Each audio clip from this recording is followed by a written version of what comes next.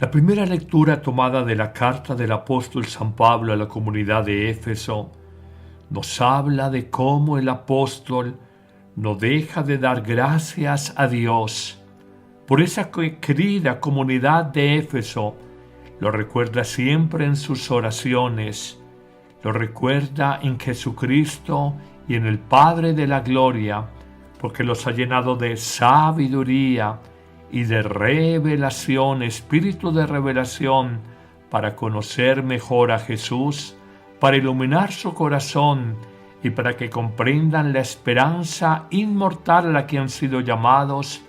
la riqueza de la gloria que se da en herencia a los cristianos y la extraordinaria grandeza del poder de Dios en favor de todos los creyentes, poder que se ha manifestado en Cristo, quien ha sido resucitado por el Padre de los cielos y sentado a la derecha del mismo. Pero hablemos del Evangelio de hoy, que nos presenta tres enseñanzas centrales. La primera nos muestra cómo en el mundo, en nuestra familia, con nuestros amigos, debemos tener el coraje, la autenticidad y la libertad para declarar nuestra fe a favor de Cristo. Lo mismo hará Cristo ante los ángeles de Dios el día de nuestro juicio, el día de nuestra muerte. En efecto, afirmará: todo aquel que se declare por mí ante los hombres, también el Hijo del Hombre se declarará por él ante los ángeles de Dios. Pero a renglón seguido nos hace una advertencia: si uno de ustedes se avergüenza por cobardía, por comodidad y me niega ante los hombres, nos advierte Jesús, también será negado su nombre ante los ángeles de Dios. Hoy lo digo muy a propósito de cierta corriente pseudo-intelectual, semimoderna, que parece que le da a los hombres un aire de progresía, si se quiere de intelectualidad, hablar mal de la iglesia, renegar de la fe cristiana, ocultar sus convicciones religiosas en el mundo del trabajo, de los amigos, porque nos parece que no está de moda. Hoy recuerda esta advertencia de Jesús: si eres capaz de hablar de su nombre ante los hombres, Él lo hará por ti en el cielo, y si lo niegas, repito, por cobardía o comodidad o conveniencia ante los hombres, Él te negará en el cielo ante los ángeles de Dios. Pero viene una segunda enseñanza que es profundamente cuestionadora, sobre la que muchos católicos se interrogan. Afirmará en efecto Jesús que todos los pecados podrán ser perdonados, pero aquel que blasfeme contra el Espíritu Santo no se le perdonará. Ahora la pregunta del millón es: ¿cuál es el gran pecado contra el Espíritu Santo? Y la respuesta es simple y de manera pedagógica te la expreso. Cuando tú atribuyes una acción buena de Dios al poder del mal, en el fondo estás desconociendo la acción del Espíritu Divino en tu vida, en la vida de otros, en la vida de la humanidad, y por tanto es una cerrazón máxima del corazón, que aun viendo los milagros de Dios, las curaciones de Dios, los exorcismos de Dios en la persona de Jesucristo, diremos nosotros, como los contemporáneos de Jesús, no lo hace con el dedo o por el poder de Dios, sino con el poder de Beelzebú, el príncipe de los demonios. En definitiva,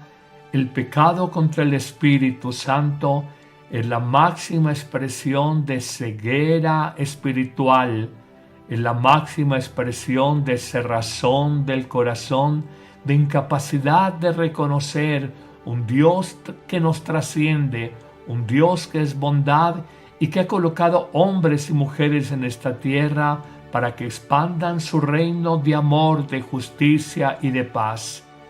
Es que está la ceguera, la dureza de corazón, la rebeldía y la soberbia de no pocos hombres y mujeres de nuestro tiempo, que, como he dicho en otras ocasiones, aunque vieran milagros cada día en la iglesia, en sus ministros, no creerían y por el contrario, atribuirían el milagro, la acción portentosa, la sanación, la liberación, no al poder de Dios, sino a poderes terrenales, oscuros y malignos. ¡Qué locura! Dirían las abuelas, palo porque boga, palo porque no boga, o dirían los abuelos, con cara gano yo tirando la moneda, con cara gano yo, pero con sello pierde usted. Hoy oremos por esa generación de personas prevenidas,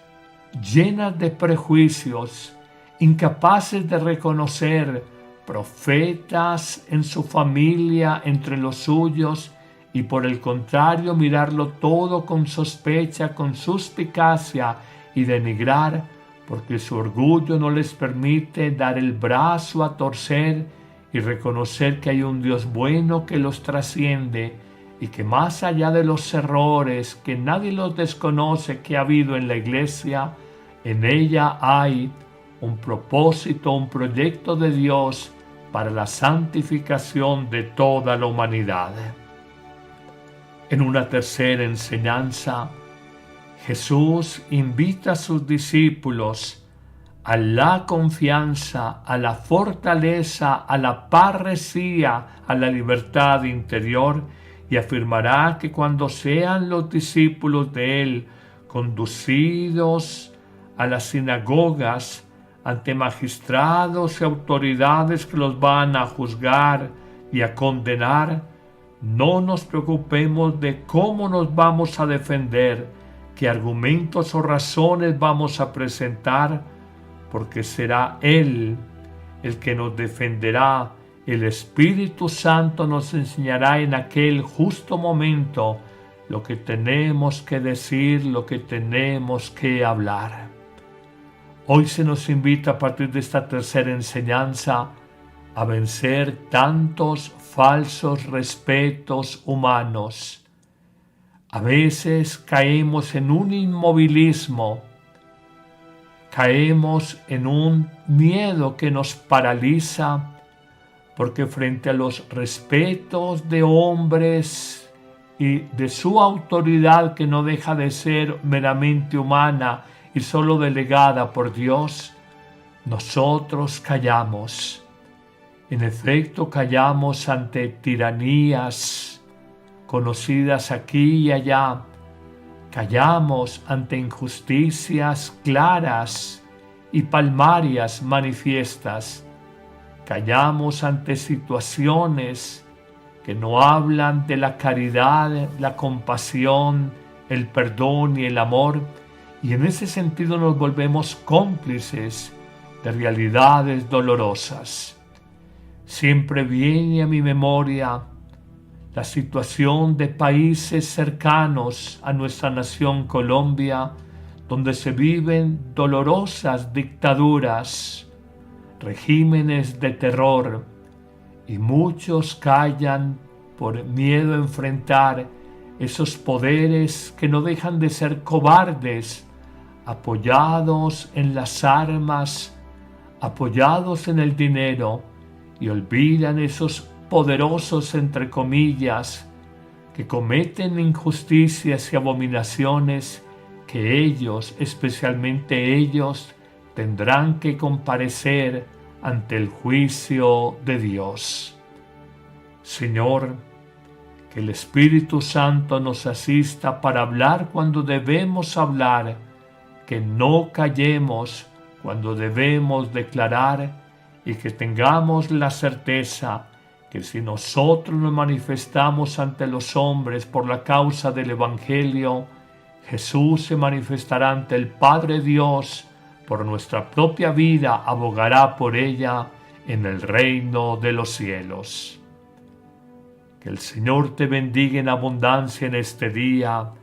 en el nombre del Padre, y del Hijo, y del Espíritu Santo. Amén.